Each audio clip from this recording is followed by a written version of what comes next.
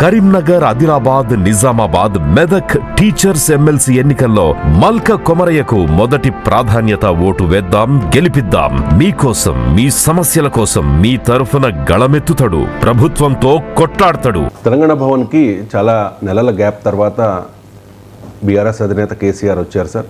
ఆ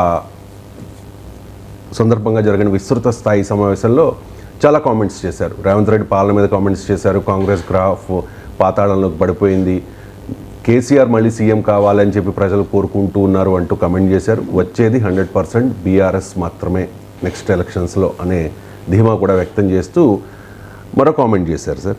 చంద్రబాబు ఎన్డీఏ పేరిట తెలంగాణలో అడుగు పెట్టాలి అని అనుకుంటూ ఉన్నారు.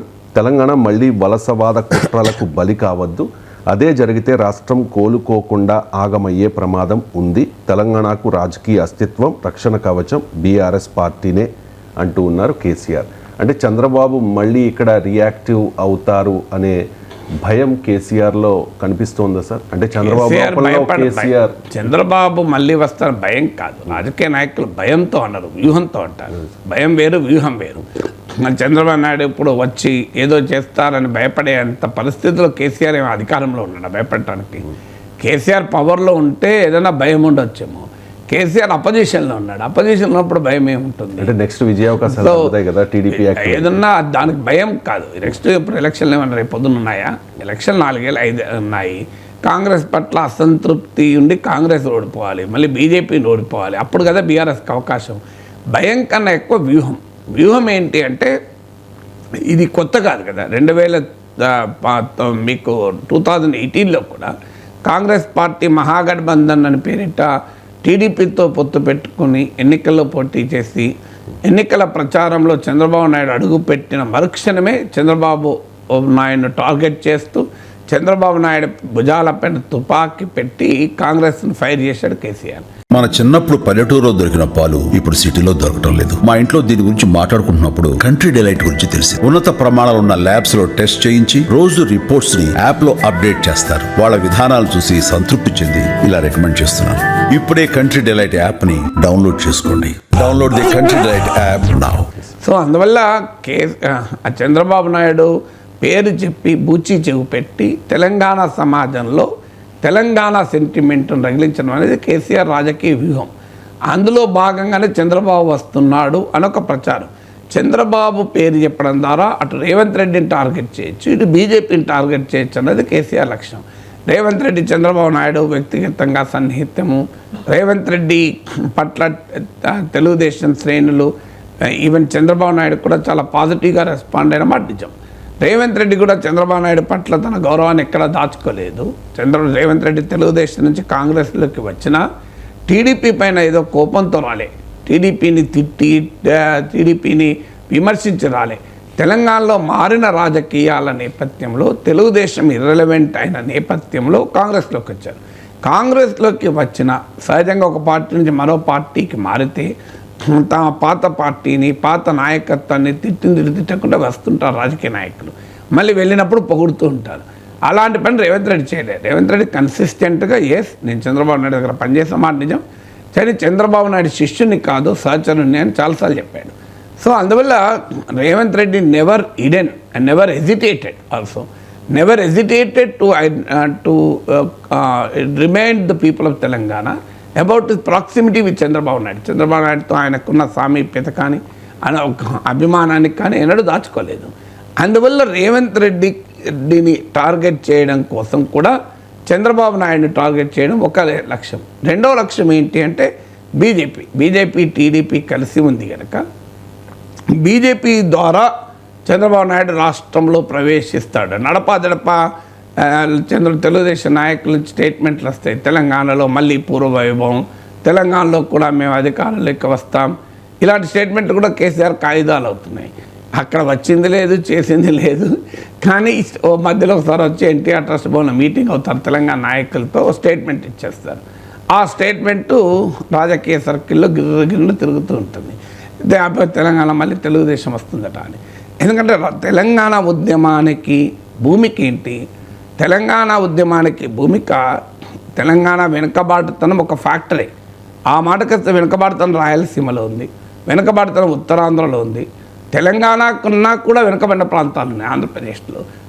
ప్రకాశం జిల్లా ఉంది, మీరు కృష్ణా జిల్లాలో కూడా మీకు గుడివాడ వైపు అభివృద్ధి అయి ఉంటే ఇటువైపు నందిగామ జగ్గయ్యపేట వైపు మళ్ళీ అప్పర్ ల్యాండే. మీకు ఈవెన్ నెల్లూరు జిల్లాలో కూడా బుచ్చిరెడ్డిపాలెం దాటితే ఆత్మకూరు అటువైపుగా మైదుకూరు వస్తుంది.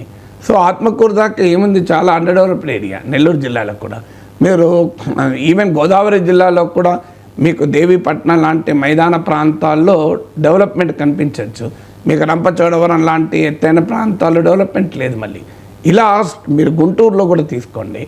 గుంటూరులో ఇటువైపు మీరు వాటర్ డెవలప్మెంట్ పైకి వెళ్ళండి, నరసరావుపేట, మాచర్ల, పల్నాడు ప్రాంతం వెళ్ళండి, మీకు తెలంగాణ పొలికలు కనబడతాయి.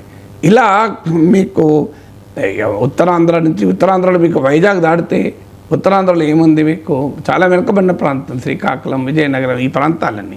అందువల్ల వెనుకబాటుతనం ఒక్క తెలంగాణలోనే లేదు. నేను ఇప్పుడు ఆంధ్రప్రదేశ్లో ఇన్ని జిల్లాల్లో మీకు చెప్పాను.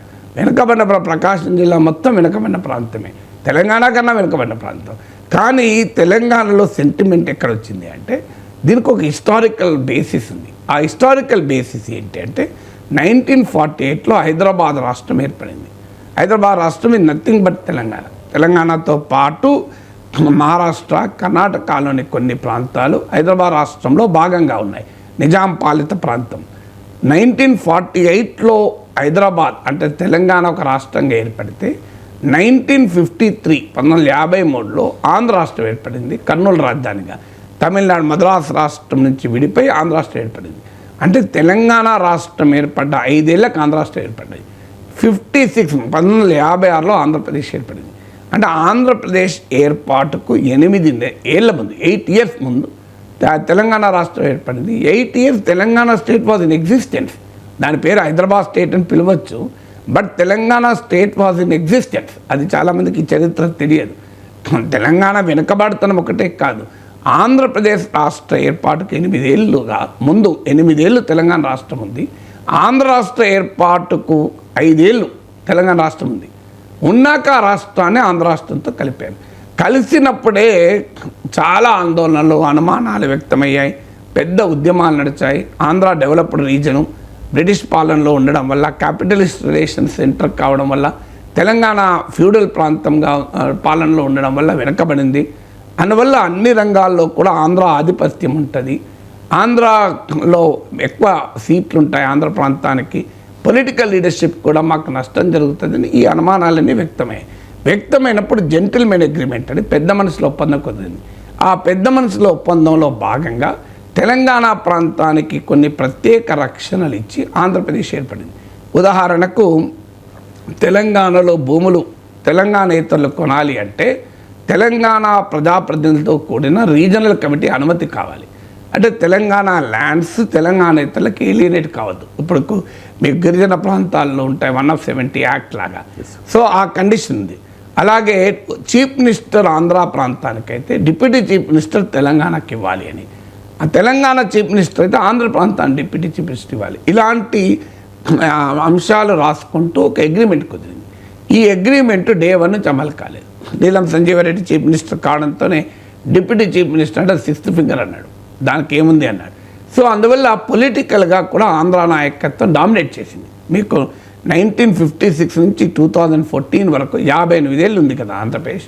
మీరు తెలంగాణ ప్రాంత ముఖ్యమంత్రులు తీయండి పేర్లు, మీకు ఒక అంజయ్య, ఒక చెన్నారెడ్డి, ఇలా 2-3 కనబడతారు అంతే. మీకు 2014 కన్నా ముందు చూడండి, కిరణ్ కుమార్ రెడ్డి, రోషయ్య, రాజశేఖర్ రెడ్డి, చంద్రబాబు నాయుడు, నెదురుమల్లి జనార్దన్ రెడ్డి, కోట్ల విజయభాస్కర్ రెడ్డి, ప్రాంతంలో కాసు బ్రహ్మానందరెడ్డి, మీకు మొత్తం తెలంగాణ ఇతరులు కనబడతారు. ఒక్క చెన్నారెడ్డి కొంతకాలం ఉన్నాడు, అంజయ్య కొంతకాలం ఉన్నాడు నాకు గుర్తున్నంత వరకు. మొత్తం మీకు ఆంధ్ర రాయలసీమ ప్రాంత రాజకీయ నాయకత్వమే ముఖ్యమంత్రులుగా ఉన్నారు. ఇది తెలంగాణలో ఏ అనుమానాలతోనైతే ఉమ్మడి రాష్ట్రంలో కలిశారో పొలిటికల్ లీడర్షిప్ మా చేతిలో ఉండదు, మేము ఆంధ్ర పొలిటికల్ లీడర్షిప్ కింద పనిచేయాల్సి వస్తుంది. ప్రాంతీయ పార్టీ ఏర్పడ్డాక ఇది బలపడింది. ఎన్టీ రామారావు తెలుగుదేశం ఏర్పడ్డాక ఇంకా బలపడింది ఈ ట్రెండ్. మీకు వైఎస్ఆర్ కాంగ్రెస్ ఏర్పడ్డాక ఇంకా బలపడింది. ఎందుకంటే ఆ 2 పార్టీల్లో తెలంగాణ వాళ్ళ నాయకులు అయ్యే అవకాశమే లేదు కదా, టీడీపీలో కానీ వైసీపీలో కానీ. సో ఈ సిచ్యువేషన్లో వ్యతిరేకత మొదలైంది. అలాగే కల్చరల్ లాంగ్వేజ్ అండ్ కల్చర్లో డామినేషను. మీకు పాపులర్ కల్చర్లో నేను చాలాసార్లు చెప్పాను, సినిమాలో తెలంగాణ గ్రామాల పేర్లు ఉండవు, తెలంగాణ పట్టణాల పేర్లు ఉండవు, తెలంగాణ పండుగల పేర్లు ఉండవు, తెలంగాణ భాషను అవమానకరంగా చూపెట్టడము, తెలంగాణ భాషను విలన్లకు పెట్టడము, ఇవన్నీ కూడా ఒకదానితో ఒకటి ఆఖరికి సినిమా పాటలు కూడా తెలంగాణ కనబడదు. ఈ పరిస్థితి వచ్చాక తెలంగాణ ప్రజల స్వరాష్ట్రం కొరకు పోరాటం మొదలైంది. అంటే ఎందుకు ఈ బ్యాక్గ్రౌండ్ చెప్తున్నా అంటే, ఎందుకు చంద్రబాబు నాయుడు అనే పదాన్ని వాడి కేసీఆర్ లాభం పొందాలని చేస్తున్నాడు. చంద్రబాబు నాయుడు ఏం తెలంగాణకు ద్రోహం చేశాడని కాదు, తెలంగాణ వాస్తవంలో తెలంగాణ అభివృద్ధిలో చంద్రబాబు నాయుడు కీలక పాత్ర పోషించాడు. ఇలా హైదరాబాద్ నగరాన్ని ఒక ఆధునిక నగరంగా, ఒక ఇన్ఫర్మేషన్ టెక్నాలజీ హబ్గా తీర్చిదిద్దడంలో చంద్రబాబు నాయుడు పాత్ర మరవరాంది కదా.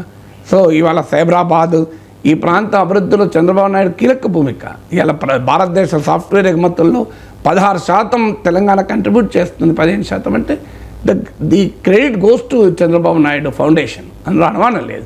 అలాగే తెలుగుదేశం పార్టీ తెలంగాణ ప్రాంతంలో ఒక గొప్ప పాత్ర నిర్వహించింది. మీకు మండల వ్యవస్థను తీసుకురావడం ద్వారా, పట్వారీ వ్యవస్థను రద్దు చేయడం ద్వారా ఒక చారిత్రాత్మకమైన మార్పును తెలంగాణ గ్రామాల్లో తీసుకొచ్చిన పార్టీ తెలుగుదేశం పార్టీ. అందువల్ల మీకు తెలంగాణలో చూడండి, మీరు వర్స్ట్ కేస్ సినారీలో కూడా తెలుగుదేశం బ్రహ్మాండమైన సీట్లు వచ్చాయి. మీకు 2014 ఎలక్షన్స్లో టీడీపీ బీజేపీ కలిసి పోటీ చేస్తే బీజేపీకి 5 సీట్లు వస్తే టీడీపీకి 15 సీట్లు వచ్చాయి. టీడీపీ బలమైన పార్టీ అనడానికి ఇది ఒక ఉదాహరణ. అయినా కూడా మరి ఎందుకు చంద్రబాబు నాయుడు పేరు చెప్పి కేసీఆర్ రాజకీయం చేయగలుగుతున్నాడంటే ఇది హిస్టారికల్ నేపథ్యం. It is not referring to TDP and Chandrababu Naidu.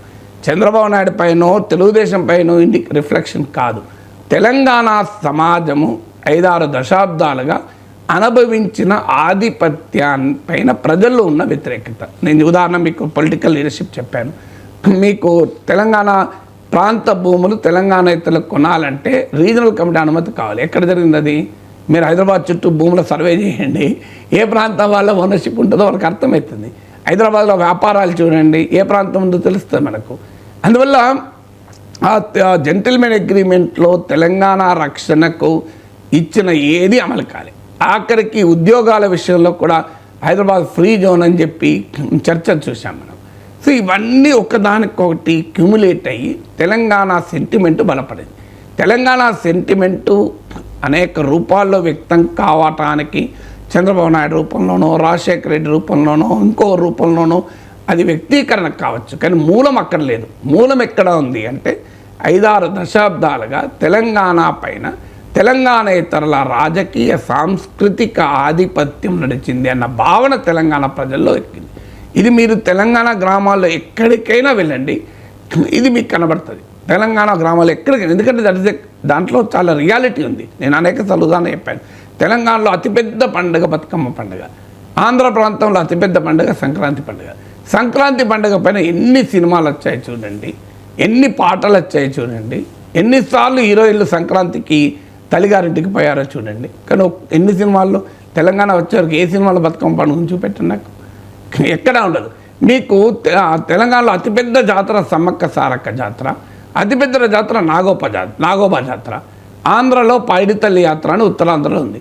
Paiditalli యాత్రలో సినిమాలలో ఉంటుంది, కానీ నాగోబా జాతర ఉండదు, సమ్మక్క సారక్క జాతర ఉండదు. మీరు ఎన్ని తెలుగు సినిమాల్లో హీరోయిన్ సమ్మక్క సారక్క జాతరకు హీరో వెళ్ళాడు చెప్పండి నాకు. ఎందుకు ఉండదు అంటే ఆన్సర్ లేదు.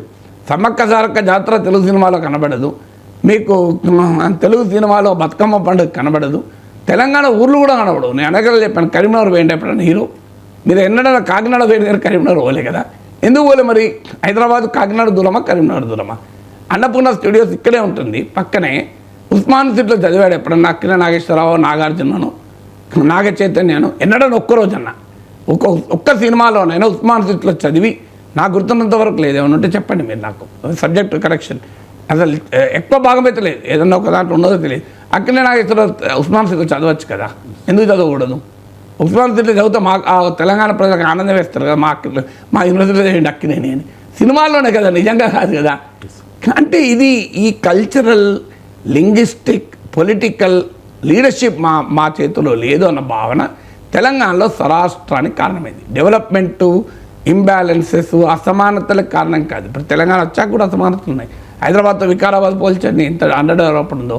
వికారాబాద్ తలసరాదు ఏమో మీకు ఉమ్మడి రాష్ట్రంలో ఉన్న నాటి పరిస్థితులు 10 ఏళ్ల కింద పరిస్థితి ఉంది. కానీ ప్రధానమైన కారణం ఈ ఫ్యాక్టర్ వల్ల ఆంధ్ర ప్రాంత నాయకులకు తెలంగాణలో ఎంత అభిమానం ఉన్నా అది ఎలక్టోరల్గా వచ్చే వరకు నిలబడదు. మీకు పవన్ కళ్యాణ్పై కానీ, చిరంజీవిపై కానీ, జగన్మోహన్ రెడ్డి, రాజశేఖర రెడ్డిపై కానీ, చంద్రబాబు నాయుడుపై కానీ తెలంగాణలో చాలా అభిమానం ఉంది, అనుమానమే లేదు. మీకు అయినా కూడా మెగాస్టార్ చిరంజీవి ప్రజారాజ్యం పెడితే తెలంగాణలో సీట్లు రాలే. వచ్చిన సీట్లలో అత్యధిక భాగం ఆంధ్ర ప్రాంతంలో వచ్చాయి. మీకు రాజశేఖర రెడ్డికి 2009లో తెలంగాణ ప్రాంతం 50 సీట్లు ఇచ్చింది కాంగ్రెస్ పార్టీకి, 10 సీట్లే బీఆర్ఎస్కి వచ్చాయి. కానీ 2014 వచ్చే వరకు మళ్ళీ ఎందుకు మారింది అంటే వ్యక్తులుగా రాజశేఖర రెడ్డిపై కానీ, చంద్రబాబు నాయుడుపై, చిరంజీవిపై, పవన్ కళ్యాణ్పై తెలంగాణలో బ్రహ్మాండమైన అభిమానం ఉంది. తెలంగాణ ప్రాంత అభివృద్ధిలో, తెలంగాణలో సామాజిక మార్పులో తెలుగుదేశం పార్టీ కీలక భూమిక నిర్వహించింది.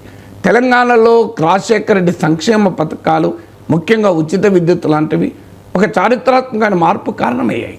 అయినా కూడా ఆ నాయకత్వాన్ని తెలంగాణలో అంగీకరించారు. ఎందుకు అంగీకరించారంటే అది వ్యక్తులపై కోపం కాదు, అది పార్టీలపైన కోపం అంతకంటే కాదు.